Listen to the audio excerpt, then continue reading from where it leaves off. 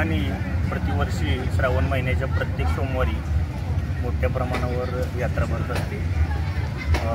तरी 20,000 लोक प्रत्येक सोमवारी या ठिकाणी येऊन जातात। यावर्षी देखील आम्ही यात्रेकरूंना भाविकांना काही त्रास होऊ नये यासाठी बंदोबस्त लावलेला आहे वरिष्ठांच्या आदेशानुसार। आणि विशेष म्हणजे यावर्षी नवीन दर्शन रांग त्यामध्ये दर्शन मंडप ही सोय प्रशासनाकडून म्हणजे प्रशासनाकडून केल्यामुळे दर्शन अतिशय सुकर झालेले आहे।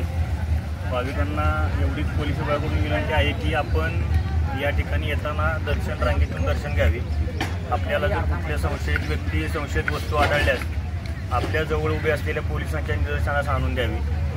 महत्त्वाचं म्हणजे गर्दीच्या ठिकाणी ज्या ठिकाणी सभा मंडप आहे त्या ठिकाणी मागच्या वर्षी थोडेफार चेन स्नॅचिंग चोरीच्या घटना घडलेल्या आहेत। त्या ठिकाणी महिलांनी विशेष करून आपल्या गळ्यातील दागदागिने सांभाळावेत ही महत्त्वाची सूचना आहे।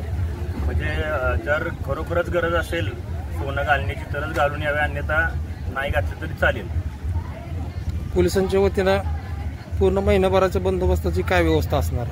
पोलिसांच्या वतीनं प्रत्येक सोमवारी पहाटे 5 वाजल्यापासून संध्याकाळी 10 वाजेपर्यंत संपूर्ण परिसरामध्ये बंदोबस्त लावण्यात आलेला आहे। त्यामध्ये पार्किंग व्यवस्था आहे। दुसरी गोष्ट मुखदर्शन रांगेमध्ये देखील मुखदर्शन लवकर व्हावं यासाठी बंदोबस्त लावलेला आहे।